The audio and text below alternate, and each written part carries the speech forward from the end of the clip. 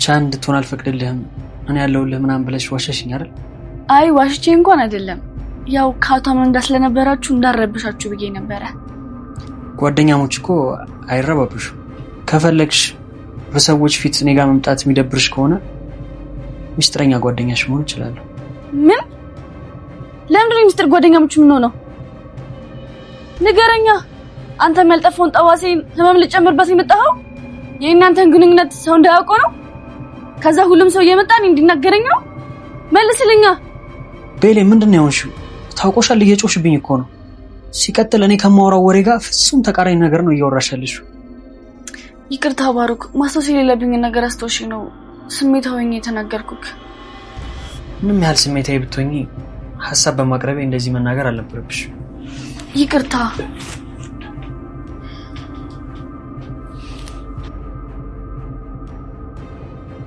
በጣም እኮ ነው ያስከፋሽኝ። ቆይ ስሜቴ ከተረበሸ በኋላ እንደዚህ ማለቱ አስፈላጊ ነው? በቃ መብትሽ ነው። በግድ ብቸኝነቴን ተጋሪኝ አልልሽ፣ ጓደኛም ሁኚኝ አልልሽ። እንደዛ አይደለም፣ እባክህ በሌላ መንገድ አትረዳው። ሰው እኮ ስለምወድ ነው። ምን አደረኩሽ? ለምን እንደዚህ ትፈትኛለሽ? የቀረበኝ ሁሉ ይርቀኛል። እኔ መቼ ማርቀም? እሺ እንዳልከው ደግሞ ሰዎችን ምረቅሰው ማይነት አይደለም እና እባክህን ይቅርቴን ተቀበለኝ። አንቺን በየ ከታች ድረስ መጥቼ አንቺ እንደዚህ ማለትሽን ማመን አልችልም። ስለዚህ ይቅርታ እንዳደርግልሽ አንድ ነገር እንድታደርጊልኝ እፈልጋለሁ።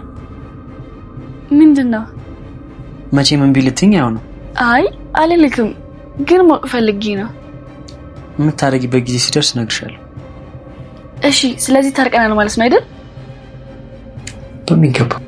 ቤሌን ሳታስበው ትሩ ኦርዴር በሚጫወቱበት ጊዜ አንዲት አደጋ፣ አንዲት ምስጢር እዛ መሃል ሊፈነዳ ነው። ያው የልጅቷንና የአምናንን አብሮ አደግ ተንኮል በደንብ ታውቁታላችሁ። አምናንና ቤሌን እንደሚፋቀሩ ትጠረጥራለች። ስለዚህ በትሩ ኦርዴር መሃል ውስጥ አንድ ጥያቄ ትጠይቃቸዋለች፣ አምናንን ወይ ቤሌንን። ሆን ብላ ቤሌንን የምትጠይቃት ነገር ቢኖር ይሄ የአምናንን ወንድም እንድትስመው ወይንም ደግሞ እንድታቅፈው ታደርጋታለች። ያን የምታደርገው ምናልባት ሁለቱ መሃል አምናንና ቤሌን መሃል ፍቅር ካለ ለማጣላትና ጥላቻ መሃላቸው እንዲፈጠር፣ ተጣልተውም ከነበረ እንግዲህ የባሰ እንዲብስባቸው ለማድረግ ስትል ይሄን ታዛቸዋለች። ትሩ ኦርዴር ጨዋታ መሃል ላይ እንግዲህ ትዕዛዝ አንዴ ከታዘዙ ያው ከማድረግ ወደ ኋላ የሚያስብላቸው ምንም አይነት ነገር የለም። ግዴታ ጨዋታውን አክብረው መጫወት አለባቸው። ትሩ ከመረጠች ደግሞ ቤሌን ለምትጠየቀው ጥያቄ እውነቱን መመለስ አለባት። ያኔ ፊት ለፊት ፍቅረኛ አለሽ ወይንም አፍቅረሽ ታውቂያለሽ ወይ ብላ የጠየቀቻት ጥያቄ አምናንን እንደምታፈቅረው ሁላችሁም ቢሆን ታውቃላችሁ። ስለዚህ መዋሸት አትችልም። አዎ አፈቅራለሁ ብላ ያኔ የምትመልስ ከሆነ ይሄው የአምናን ወንድምም ማንን ነው የምታፈቅረው ብሎ ከዛ በኋላ ጥያቄ ይፈጠርበታል። ያንንም ለማጣራት ነው የሚሄደው። እውነቱን ከደረሰበትና አምናንን እንደምታፈቅረው ከሰማ ስለዚህ ከየት ስራውን መጀመር እንዳለበት ያውቃል። አስቡት፣ ዋና ዓላማው ይሄ ወንድሙ ተብየው እዛ ቤት ውስጥ የገባው አምናንን በሚችለው በአቅሙ ለመበቀል ነበር የመጣው። ስለዚህ በሚወደው ሰው ሊገባ ይችላል ወይ በስራው ሊገባ ይችላል። አምናን ምን እንደሚፈልግ በደንብ ከተረዳ በኋላ ይሄ ወንድሙ በጣም የሚወደውን ነገር ሊያሳጣው ነው የሚፈልገው። ታዲያ በጣም የሚወደው ነገር ከስራው የሚያስበልጠው ቤሌንን ከሆነ ቤሌንን ይቀመዋል። ቢቻል ራሱ ቀምቶት ለራሱ ለማድረግ አሊያም ካልተቻለ ግን እሱ እንዲያጣት ብቻ ለማድረግ ብዙ ልፋት ይለፋል።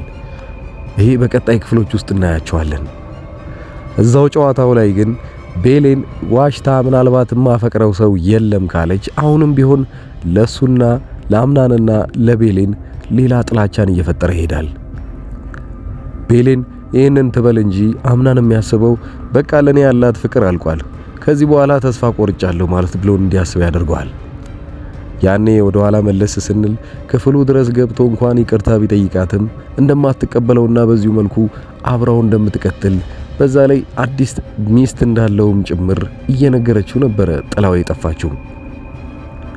አንድ ሁለት ቀንም ትንሽ ይብረድላት ወይንም ደግሞ ንዴቷ እስካሁን ድረስ አላለፈላትም ብሎ ከትንሽ ቀን በኋላም ድጋሚ ውጪ በር ላይ ሲጠብቃትና እንደዘወትሩ በቀን እንደማትገባ ጭምር ከቤት ብቻዋን እንደማትወጣው በዛን ዕለት ግን ጠዋት ወጥታ ማታ አምሽታ ስትገባ እቺ ልጅ እውነትም እናት ዛህራ እንዳለችው ጓደኛ ይዛ ነው እንዴ ይሄን ያህል ጊዜ መቆየት የጀመረችው?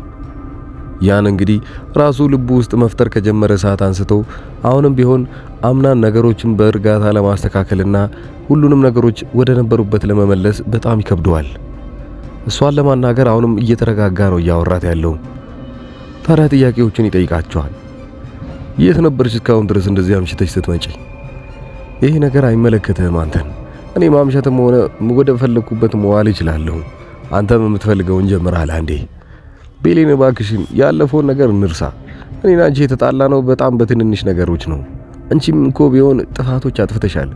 ይቅርታ አድርጊልኝና ነገሮችን አንድ ላይ እንቀጥል። ይሄን ቢላትም ግን ቤሌን የምትሰማ ሰው አልነበረችም። ከዚህ በፊት በይ በይ ያላችኋት እንደነበረው ጭምር እሷ ቆፍጠን ስትልና አምናንን ራቅ ስትለው ነው እሱ እየቀና ወደ እሷ ተመልሶ የሚመጣው ብላችኋታል። እንደተባለችውም እያደረገች ነው ቤሌን። አሁን ግን ነገሩን ሳታበሰው አትቀርምና አምናንን እስከ መጨረሻው እንዳታጣው ሁላችንም እንፈራለን። ይሄኔ ግን የመለሰችለት መልስ እሷም ቢሆን ነገሮች እንደማይቀየሩና አሁን እንዳሉት መቀጠል እንዳለባቸው ትነግረውና ጥላው ወደ ክፍሏ ትገባለች። አሁንም አምናን ልብ ያላለው ነገር ቢኖር ከአዲሱ አብሮ አደጉ ጋር መሆኑ ቤሌንን በጣም እያናደዳት እንደሆነ አላወቀም። ቤሌንን ያናደዳት ነገር እንደዛ እሷን መናገሬ ነው ብሎ ስላሰበ ለሱ ብቻ ይቅርታ እየጠየቃት፣ በዚህ በኩል ግን ከአዲሷ ልጅ ጋር መሆኑን እስካሁን ድረስ አልተወውም። ለዛም ነው ቤሌን እስካሁን ድረስ ምንም አይነት ይቅርታ አልተቀበለችውም። ይባስም ብሎ ቤት ውስጥ እየተጫወቱ በነበረበት ጊዜ ሁለቱ አንድ ላይ ሆነው የልጅነት ጨዋታቸውን ትሩ ኦርዴርን መጫወት እንደሚፈልጉና መቀላቀል ከፈለጉ ወንድሙም ቢሆን ያው ቤሌንም እንደሚችሉ ትነገራቸዋለች። ቤሌንም ግን ሆን ብላ ነበረ ጨዋታ ውስጥ መግባት የፈለገችው። አምናንን አሁንም ቢሆን ማስቀናት ትፈልጋለች። ይሄው የአምናን ወንድም ባሮክ ግን ያልገባው አንድ ነገር አለ። ገና ወደዛ ቤት ውስጥ ለይቅርታ ወይንም ደግሞ ሁሉንም ሰዎች እዛ ጋር መበቀል ፈልጎ ቢገባም አሁን ግን ያንን ሊያስተወው የሚችል ነገር እየተፈጠረበት ነው። አስቡት፣ እሱ ሆን ብሎ ሲገባና አምናን የሚወደውንና የሚጠላውን ነገር በደንብ ከለየ በኋላ እያንዳንዱ ህይወቱን ትርምስምሱን አውጥቶበት እኩል ለመሆን ነበር እቅዱ። ግን እዛ ቤት ውስጥ ከገባ ሰዓት አንስቶ ቤሌንን ከተዋወቃት ጊዜ ቤሌን ላይ ያለውን ትኩረት ሙሉ ለሙሉ ስበዋለችና ያኔ ይዞት የነበረውን የወደ ጎን እቅዱን ትቶት እሷ ጋር ብቻ ለመተዋወቅ እየሞከረ ነው። ባሮክ ሲያስበው የራሱን ብቸኝነት ከሷ ጋር ሲያጣምረው አሪፍ ጊዜ እንደሚኖረውና ምናልባት ነገሮች ሊቀየሩ እንደሚችል አስቧል። ያ ማለት ከሷ ጋር ከተዋወቀና እንደሚፈልገው ነገሮች ከሄደለት ያው በቀል የሚባለውን ነገር እርግፍ አድርጎ ሊተወው ይችላል። ይሄንን ወደ ቤቱ የመጣውን አምናን ሰይጣኑን ራሱ ሊቀሰቅስበት የሚችልበት አንዳች ነገር አለ። ባሮክ ከቤሌን ጋር ያለው ቁርኝት እስከምንም እስካልሆነ ድረስ ወይንም እስካልተጣሉና መሃላቸው ማንም እስካልገባ ድረስ ያው በቀል የሚባለውን ነገር ይተወዋል። ቢበቀል እንኳን የራሴን ምላትን ቤሌንን ላጣት እችላለሁ ብሎ ስለሚያስብ ይሄ በደንብ ከተላመዱ በኋላ ነው እንደዚህ አይነት ነገር ሊፈጠር የሚችለው። በዛም አለ በዚህ ባሮክ እንግዲህ ከአምናን ጋር መጋጨታቸው አይቀርም በሁለቱም በኩል። ባሮክ ስራዬ ብሎ በቀሉን ከተወውና ከቤሌን ጋር ብዙ ጊዜ አሳልፎ ከቤሌን ጋር የተለየ አዲስ ህይወት የሚጀምሩ ከሆነ አምናን በዚህ በኩል መቅናቱ አይቀርምና ከባሮክ ጋር ይጣላል። ሆን ብሎ ራሱ ይቀሰቅሰዋል ማለት ነው ባሮክን። አይበለውና ደግሞ ከአምናን ጋር ታርቀው ቤሌን አሪፍ ጊዜ ከአምናን ጋር የምታሳልፍ ከሆነ ባሮክ ድጋሚ የባዶነት ስሜት ይሰማዋል። ከዚህ በፊት የተፈጠሩት ነገሮች እንዳለ ትዝ ይሉታል። ሆን በዛም ማለ በዚህ በልጅነቱ ላጠፋው ጥፋት ብቻ ሳይሆን ቤሌንን ስለቀማው ብቻ ድጋሚ ከአምናን ጋር ጸብ ውስጥ መግባታቸው አይቀርም። ያው በዛም ማለ በዚህ እነዚህ ሁለት ወንድማማቾች እርስ በርሳቸው እንግዲህ አምናንም ቢሆን ትክክለኛ ወንድሙ እንደሆነ ሳያውቅ ጸብ ውስጥ ይገባሉ። ሌሎቹ እነሱን ለማስታረቅ ሲል ብዙ ጥረት ሊያደርጉ ይችላሉ። በዛው ልክ ብዙ መጥፎ ሰዎች እንዳሉን ጭምር አትርሱ። አብዛኞቻችሁ በዚህ ድራማ ላይ ሲፈንና ጄሪ ከወጡ በኋላ ብዙዎቻችሁ እይታ ቀንሳችኋል። በተለይ በኔ በዋናው ቻናል ላይ ለምን እንደሆነ ባላቅም እስካሁን ድረስ ቻናሌ በጣም ስለተመታ ነው እንደዚህ አዲስ ቻናል ከፍቼ ከናንተ ጋር ለመታረቅ የፈለኩት። እስካሁን ድረስ እየተከታተላችሁኝ ያላችሁ ሰዎች ካላችሁ ኮሜንት ላይ የራሳችሁን ሐሳብ እየሰጣችሁኝ ማጠቃለያ በክፍል 42 የሚፈጠሩትን አሁን ግልጽ አድርጌ ልንገራችሁ። የመጀመሪያው ትሩ ኦር ዴር ጌሙ ላይ ሁለት ሰዎች ይታላሉ። አምናንና ቤሌን የተለያዩ ተቃራኒ ሰዎች አሉ። እቺ የአምናን አብሮ አደግና አዲስ የመጣው ባሮክ ወይንም ደግሞ የአምናን ወንድም ቤሌንን የተለየ ትዕዛዝ ሊያዘዋት ይችላሉ። ለምሳሌ እንደተነገረው ከሆነ እቺ አብሮ አደግ የሆነችው ልጅ ቤሌንን የምታዛት ባሮክን ሳሚው ልትላቱላ ወይ ደግሞ አምናንን ሳሚው ብላ ጠይቃት ትችላለች። ባሮክን ሳሚው የምትላት መጀመሪያውኑ የአምናንና የቤሌንን ቁርኝት ወይንም ደግሞ ጓደኛሞች እንደነበሩ ቀድማ የምታውቅ ከሆነ ሁለቱ ሆን ብለው እንዲጣሉ ስለምትፈልግ ባሮክን ሳሚው ብላ ታዛታለች። አይ ግን መጀመሪያውኑ ቁርኝናቸውን ማታቀውንና ግን ጠርጥራ ከነበረ ሆን ብላ አምናንን ሳሚው ትላታለች። ደስ ብሏት ሄዳ ከሳመችውና አምናን ደስ የሚለው ከሆነ ወይንም ፈገግ ካለ በጣም ነገሩ እዛ ጋር ይቀየራል ማለት ነው። እቺውም ልጅ ዋዛ አይደለችምና መሃላቸው የሆነ ነገር እንዳለ ስለምትጠረጥር ከዛ በኋላ ትኩረቷም የሆነው ቤሌን ጋር ነው። ቤሌንን ከዚህ በፊት አስጠንቅቃታለች ታውቃላችሁ አይደል? አሁን ደግሞ ተንኮል ወደ መስራት ውስጥ ትገባለች ማለት ነው። አስጠንቅቄሽ እምቢ ብለሻል፣ ስለዚህ ወደ ራሴ ነገሮችን ለማስተካከል እሄዳለሁ ብላ ስለምታስብ ያኔ ቤሌን ላይ የሚደርስባት የተለየ ጉዳት ሊኖር ይችላል። ወደ ባሮክ ስንመለስ ባሮክ ከዚህ በፊት ከቤሌን ጋር ሲያወራ ቅጣት እንደምትቀጣና ሰዓቱ ሲደርስ እንደሚናገራት ቃል ገብቶላት ነበረ። አሁን ይሆናል ይሄኔ ቃሉ። ራሴን ሳሚኝ ወይ ደግሞ እኔ ልሳምሽ ብሎ ነገሩን እዛ ጋር የሚያፈነዳውስ። አምናን ራሱን መቆጣጠር አቅቶት ብዙ ነገሮች ሊፈጠሩ ይችላሉ መሃላቸው። ጌሙ አይበለው በዛው በኩል ይለፍና በሌላ በኩል እነ ሜርሲን ብዙ ነገሮች እዛ ጋር እያመለጣት እንደሆነ ገብቷታል። ሜርሲ ለጊዜውም ቢሆን በዛም ማለ በዚህ ጉዳቶች እንደማታደርስና አሁንም ዝምታዋን እንዳልሰበረች ታውቃላችሁ። ምክንያቱም አምናን አሁን ላይ ከኋላ ጠላቶቹ ማን እንደሆኑ ለማጣራት በጣም ብዙ ሰዎችን አሰማርቷል።